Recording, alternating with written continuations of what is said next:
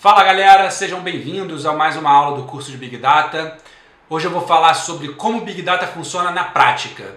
Na primeira aula que eu fiz aqui eu expliquei o que era Big Data, a segunda eu falei de algumas ferramentas, né?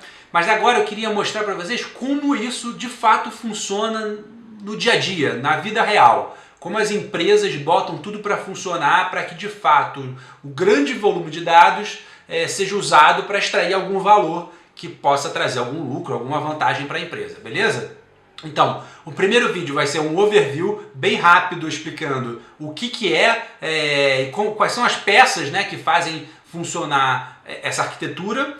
E no segundo vídeo eu explico de forma esmiuçada cada um desses itens, que tecnologias tem ali, como é que funciona e tal, vou com mais detalhes, né, tá? Mas o primeiro vídeo vai ser um overview explicando como o Big Data funciona na prática. Então sejam bem-vindos e aproveitem. Abraço! Então a primeira coisa desse quebra-cabeça é da onde vêm os dados? Os dados precisam ser gerados de alguma maneira. E claro, a gente está falando de Big Data, tem que ser um grande volume de dados, porque se você tiver poucos dados ou um número que não seja tão volumoso assim, não faz sentido usar toda essa tecnologia, porque isso é uma tecnologia cara, né? Então faz mais sentido usar um computador mais potente que você coloca tudo em memória, ou um banco de dados centralizado que você joga tudo ali, com bastante disco, enfim. Então você tem que analisar direitinho. Mas se a gente está falando de Big Data, então a gente está falando de um grande volume de dados sendo gerados e muito provavelmente, ou muito comumente, a gente vai ter dados sendo gerados por usuários, né? Então vamos pensar em usuários na web, usuários que entram no Facebook, por exemplo. Então o cara posta uma foto, o cara comenta, o cara faz um post, o cara dá like, enfim, ele escreve uma mensagem direta para alguém. Então tem uma porção de eventos acontecendo, por exemplo, dentro do Facebook. Se eu vou pensar num site de e-commerce, então o cara procura por um produto, o cara bota o produto no carrinho, o cara finaliza a compra, o cara verifica o status da compra, o cara faz um comentário no produto. Então também tem um monte de eventos num site de e-commerce.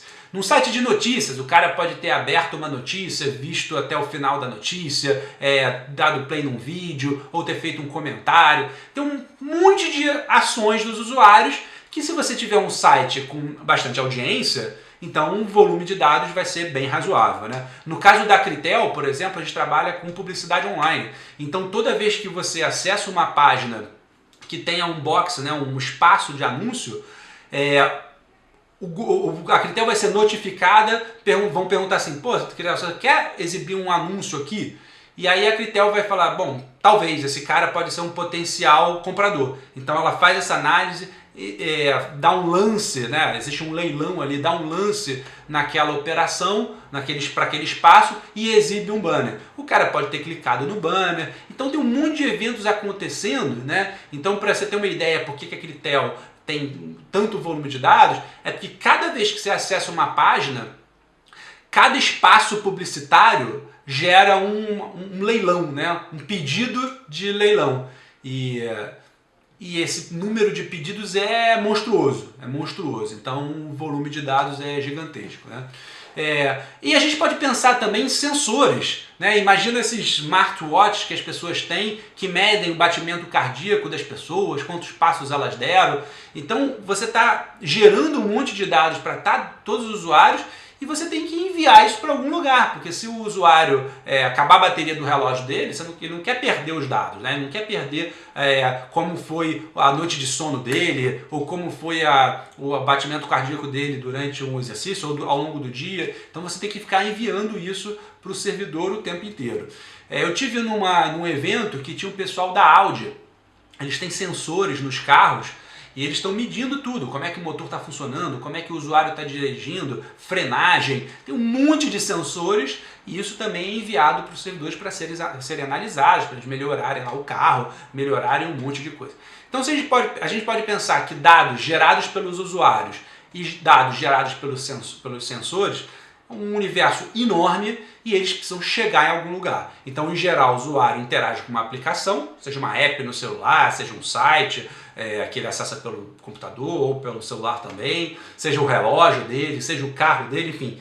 Esses dados vão acessar algum sistema, né? Essas ferramentas vão acessar algum sistema, e esse sistema vai enviar os dados para dentro desse universo de Big Data. Então vamos lá, os dados chegaram nos sistemas, nas aplicações, e eles precisam ir para algum lugar que permita armazenar esses dados de uma maneira resiliente. Porque se você estiver pensando numa aplicação comum, se essa aplicação der pau, você tem que salvar isso em disco, tem que tirar da memória, mas eventualmente essa aplicação pode dar pau por completo, então teria que replicar os dados em algum lugar. Enfim, então vamos pensar numa ferramenta que receba todos esses dados e armazene esses dados por algum tempo, né? Essa ferramenta é o Kafka, eu vou falar mais sobre ele no próximo vídeo e eu vou falar, vai ter uma sessão do curso só para falar sobre o Kafka. É um sistema que recebe todas essas mensagens de forma distribuída, então se um falhar o outro consegue entrar no lugar e tal, ele é bastante resiliente, bastante rápido e consegue processar um grande volume de dados, né? Então o Kafka é uma peça fundamental nesse quebra-cabeça. Os dados chegaram no Kafka e o Kafka armazena por um tempo. Então eu tenho dois tipos de aplicação que vão ler os dados do Kafka. Eu tenho as aplicações streaming, que são aquelas aplicações que vão executar alguma coisa assim que o dado chega.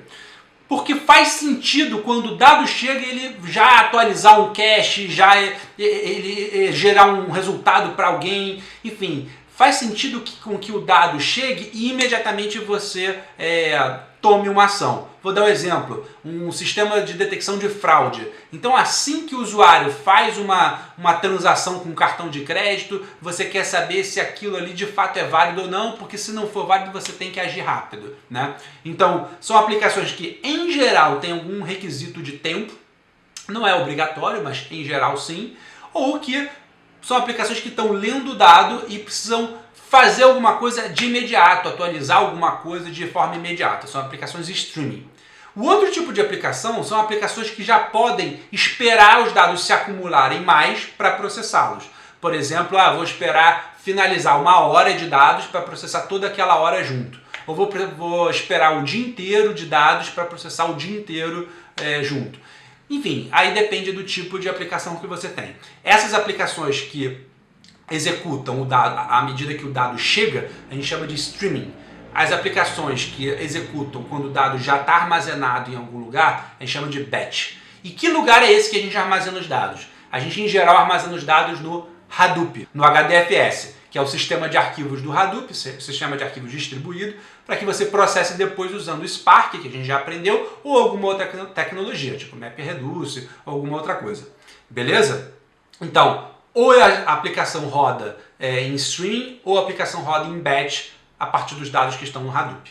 Agora vamos lá, a aplicação está no HDFS e eu já acumulei 1 hora de dados, eu preciso processá-las. Que tipo de processamento a gente tem? A gente tem os que a gente chama de ETL, que são as ferramentas que vão ler aqueles dados, eventualmente fazer alguma agregação, alguma sumarização e jogar num banco de dados relacional, por exemplo, ou alguma ferramenta de relatório.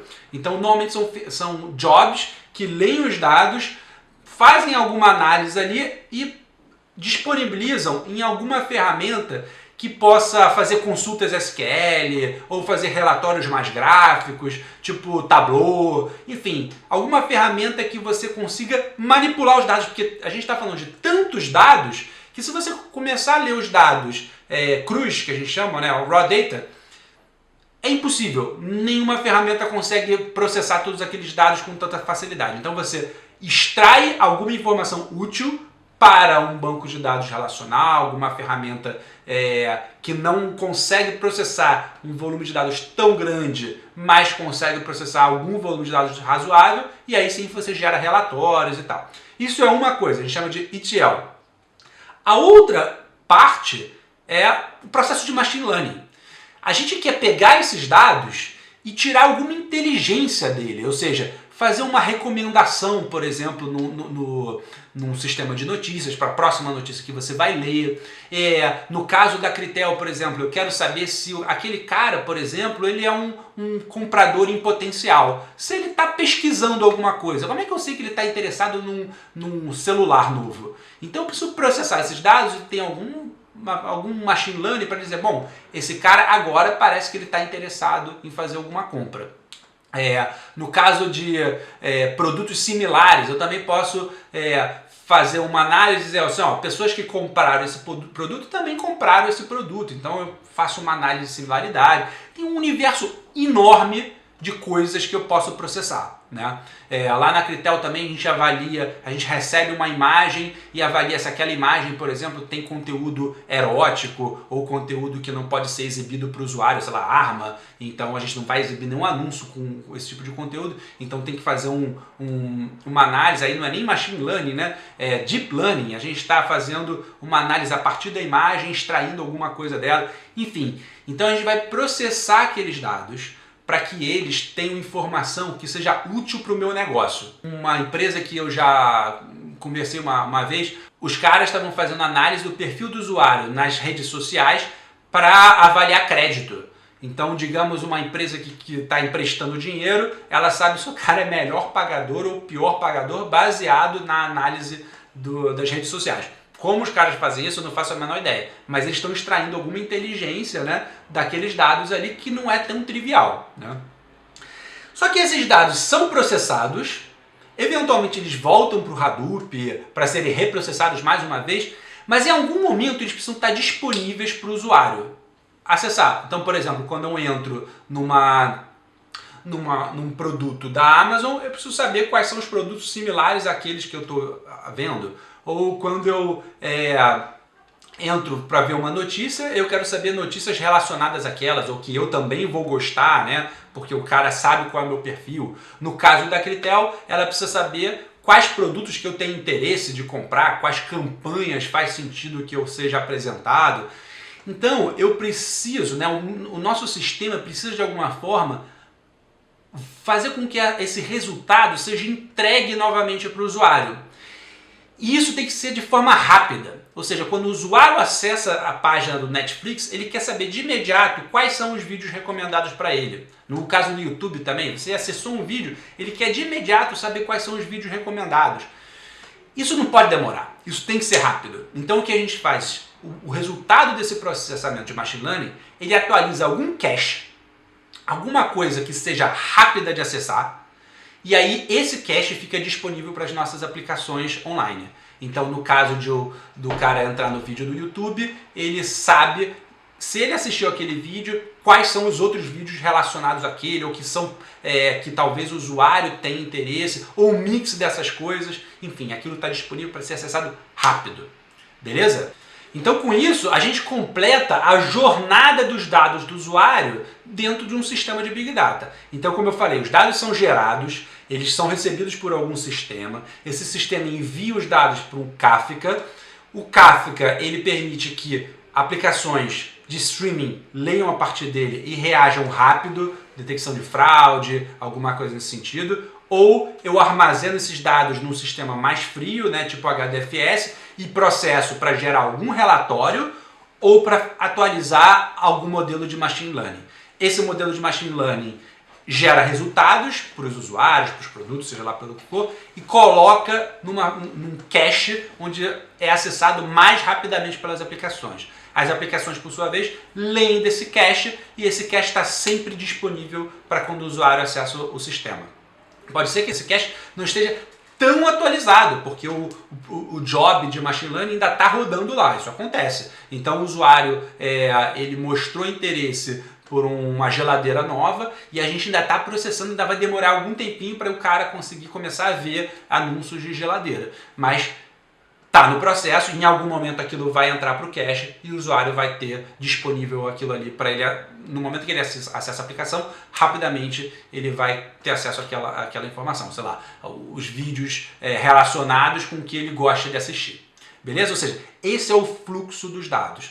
Entrou, salvou no HDFS, é processado por um modelo de machine learning, vai para o cache e a aplicação tem acesso a esse cache e disponibiliza isso de forma útil para o usuário. Show? A próxima aula a gente vai falar cada peça individualmente, que tecnologia a gente está falando, como é que essas coisas funcionam. Beleza? Até o próximo vídeo, galera. Um abraço.